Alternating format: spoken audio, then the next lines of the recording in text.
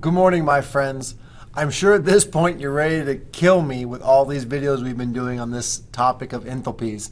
But this is our third of 4 ways of calculating enthalpies. We have one more to go yet.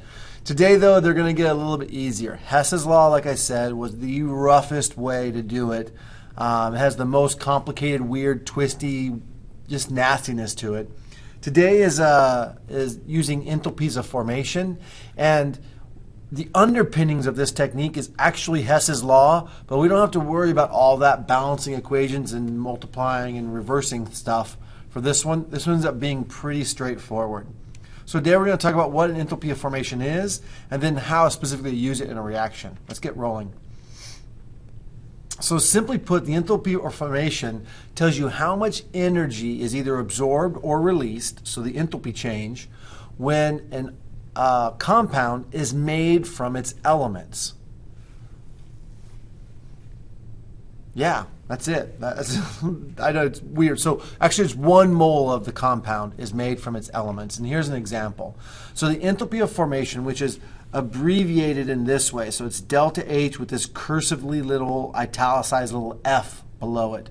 And that stands for formation, but we don't usually write the whole word formation. And also you'll see it with this little symbol up here. It looks like a degree. What that means is that everything you're working with, or at least the reactants of it, are in their standard state. And that's what they normally are at 24 degrees Celsius in 1 atmosphere.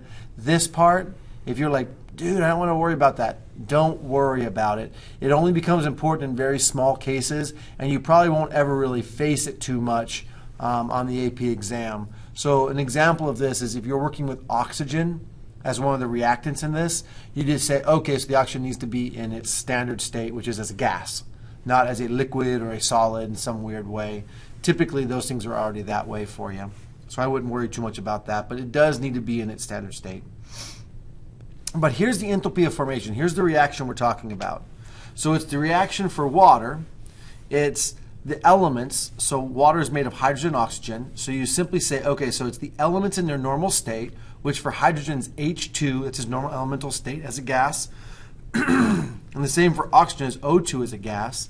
And now normally we would balance this by saying, okay, so we need 2 of these guys because there's 2 oxygens, 2, and so that makes that a 2. But this delta H of formation is defined by definition as only being 1 mole of the products. So this way we balanced wouldn't be okay. It would be a 1 here, which means if you divide everything by 2, this would be a half, this would be a 1. Remember I said that this was going to be some weird half stuff in this case? This is why it is, because we define it as this number happens when 1 mole of the product is put out this way.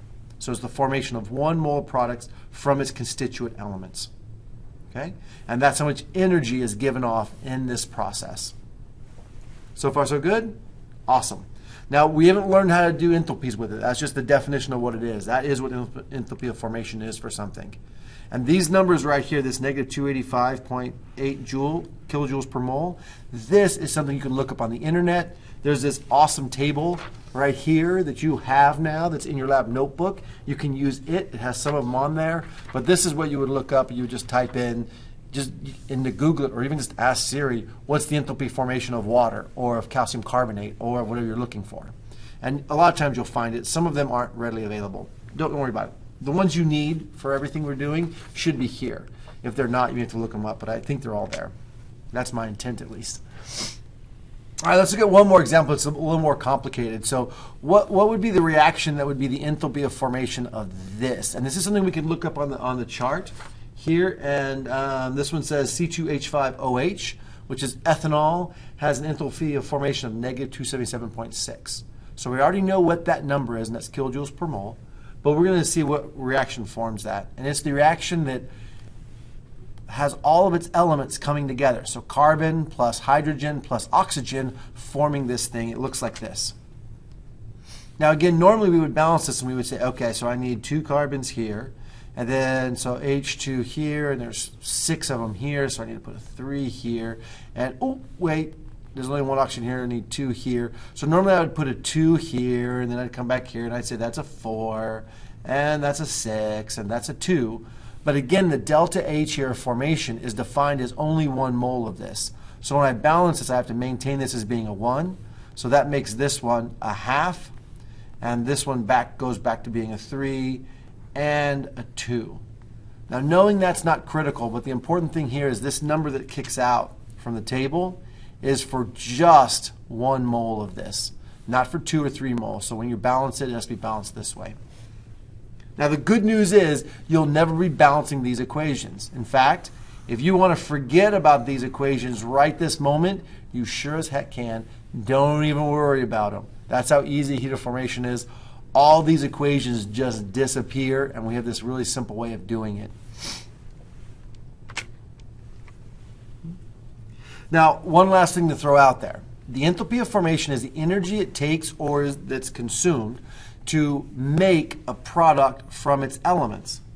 That means if you're trying to find the enthalpy of formation of an element, well, gosh, it takes no energy to make it from itself. So, for example, the energy of formation of oxygen, O2 as a gas, is equal to 0 kilojoules per mole, because oxygen, to make it from its elements, it's already oxygen. It takes no energy to do that. So any element, so iron, when it's by itself, 0 kilojoules per mole. Sodium, when it's by itself, 0 kilojoules per mole.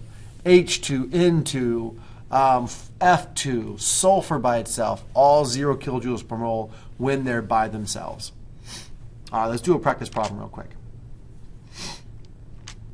Oh, that equation popped up right away. Don't let it intimidate you. It's not that scary. It just looks bad.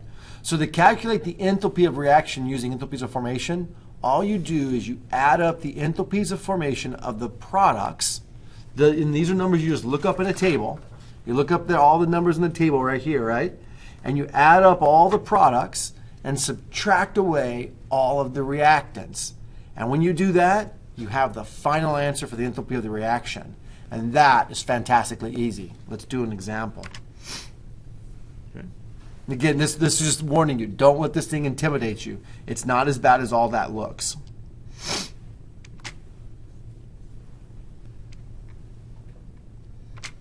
So the combustion of propane looks like this. The first step is to balance the equation. Now, I just told you before that you got to do a 1 on a certain thing. You don't have to do that here. You can forget all that one thing. You just can balance it normally.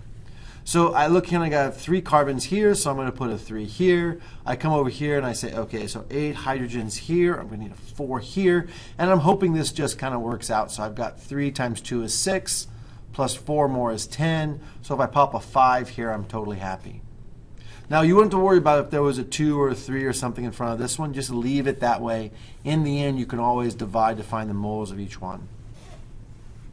So now, how do we find the heat of reaction of this? So what we do is we pull out our table, or I should say enthalpy of reaction, although heat of reaction is the same thing. We pull up our table and we find all these numbers on here. So I'm going to scooch down to this number and find C3H8, and I find that it's delta H of formation is equal to negative 103.8 kilojoules per mole. And I only have 1 mole, so that'll be 103.8 kilojoules from that. I come over here to oxygen, and I say, okay, oxygen, I got to look it up. But I don't find oxygen on my table. And then it dawns on me, oh, wait a second. Oxygen's an element, and it takes 0 energy to make it from its element, so its heat of formation of oxygen is equal to 0 kilojoules per mole. Now, if this was a weird liquid oxygen or something, then we'd have to do some work. We have to actually find some number there. Now, this next one is CO2. So CO2, I look it up on the table again, right here on the table, bam, and I find that it has a negative 393.5 kilojoules per mole, and that's the delta H of formation. Now, that's per mole, so before I actually get a final number, I'm going to have to multiply that by 3, because I have 3 of these guys. And then over here for water, now I have to be careful. I'm looking for water in the gas phase. And on here, there's a water liquid and a water gas. I've got to use the right one. And I'm going to do the gas one here. And it's delta H of formation is equal to negative 241.8 kilojoules per mole. Now be careful here. This is per mole, and I have 4 moles in the equation. So I'm going to have to add in this 4 moles or multiply it in when I get ready to do this. Now we said the delta H of the reaction overall is equal to the sum, which that symbol is the sum, of the delta H's of the products minus the delta H of formation of the reactants. So then I can just do minus the summation of all these guys. So the total of all the reactants, sorry, the total of all the products minus the total of all the reactants. So let's do it. So delta H of the reaction is equal to the products, this one. So because I have 3 moles, I've got to go 3 times this amount of energy. So negative 393.5 kilojoules per mole. And that should be really 3 moles here. Sorry. So the units cancel out properly. Now that's not all my products. It's this one and this one together. So that's going to be plus. So the sum is plus negative, I can do it that way, negative 241.8. I'm getting a little tired tonight, making some mistakes. Kilojoules per mole times the 4 moles right here, because one of these gives off this much or has an enthalpy change of this. 4 of them has 4 times the enthalpy change. Now I subtract minus all of the reactant side. Now the nice thing is this oxygen thing is 5 times 0, so it's still just 0. And then here it's a 1 times this, so it's minus this negative 103.8 kilojoules per mole. And if you had more reactants here that have actually had heats of formation, you would just put them inside this thing and subtract all of them in the end. All right, so whatever makes the math easier for you. I'm going to distribute this negative sign here, so this negative makes this one positive, right? So it ends up being plus 103.8. And then when we do this math, we get an answer.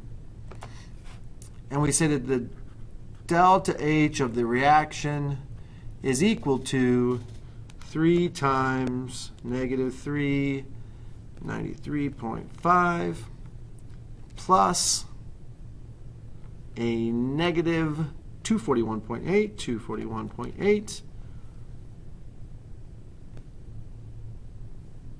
times 4 plus 103.8, and I'm getting an answer of negative 2,044